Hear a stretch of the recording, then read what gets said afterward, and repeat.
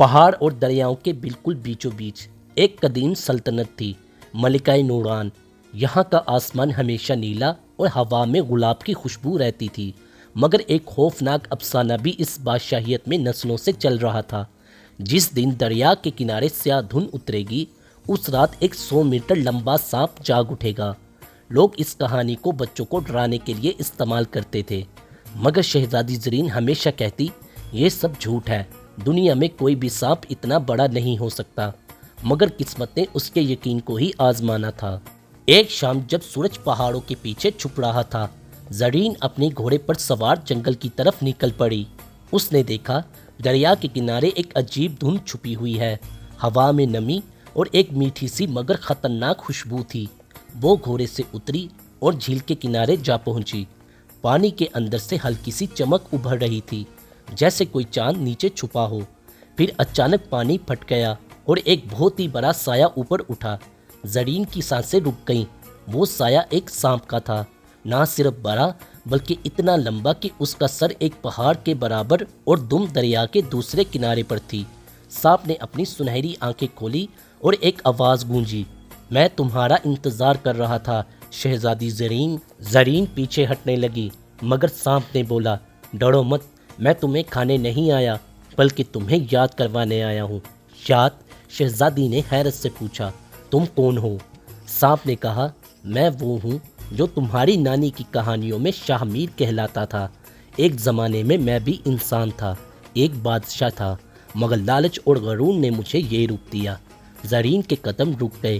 تم انسان تھے؟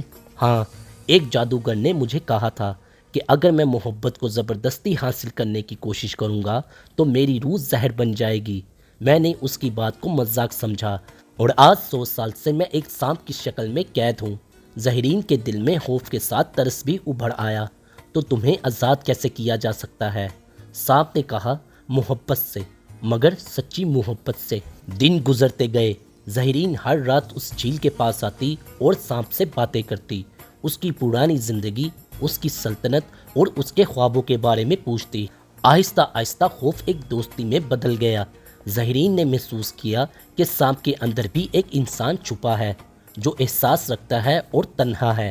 ایک رات سانپ نے کہا، زہرین، اگر تم چاہو تو میں تمہیں اپنا اصلی روپ دکھانے کی کوشش کر سکتا ہوں، مگر اگر تم نے منہ موڑ لیا تو میں ہمیشہ کے لیے پتھر بن جاؤں گا۔ زہرین نے دل کی دھڑکنوں کو قابو میں کرتے ہوئے کہا، میں نہیں ڈروں گی۔ اسی پل سانپ کے جسم سے نیلی روشنی نکلنے لگی اور اس کے جسم سے دھواں بھی اٹھنے لگا۔ پھر روشنی کے اندر سے ایک نوجوان شہزادہ نمودار ہوا، ایک چاندی کے لباس میں، مگر چہرے پر صدیوں کی تھکن تھی۔ زہرین کی آنکھوں میں آنسو آ گئے۔ تم واقعی انسان تھے؟ شہزادے نے کہا، ہاں، اور اب تم میری قید کا خاتمہ ہو۔ اور اب دوسری طرف محل میں خبر پھیل گئی کہ شہزادی ہر رات کسی سے ملتی ہے۔ بادشاہ نے سپاہیوں کو بھیجا اور ایک رات وہ سانپ کو دیکھ بیٹھے۔ انہوں نے شور مچایا، یہ سانپ شہزادی کو جادو کے زیر اثر رکھتا ہے۔ سپاہیوں نے آگ کے تیر چلائے۔ شہزادی چیخی، نہیں، اسے نقصان مت پہنچاؤ، وہ بے قصور ہے۔ مگر سانپ نے زہرین کو بچانے کے لیے خود کو اس کے گرد لپیٹ لیا۔ تیر اس کے جسم کے اندر گھسنے لگے اور زمین زہر سے بھر گئی۔ سانپ نے آخری سانسیں لیتے ہوئے کہا، محبت کبھی نہیں مر سکتی، صرف روح بدلتی ہے، اور پھر وہ ایک راکھ کا ڈھیر بن گیا۔ کئی سال گزر گئے۔ دریا کے کنارے اب ایک خوبصورت باغ بن چکا تھا۔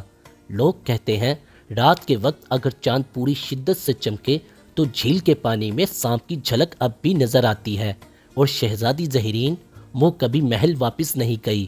کہا جاتا ہے کہ اس نے سانپ کی راکھ کو وہیں بہا دیا تھا اور خود ایک گوشے میں رہنے لگی۔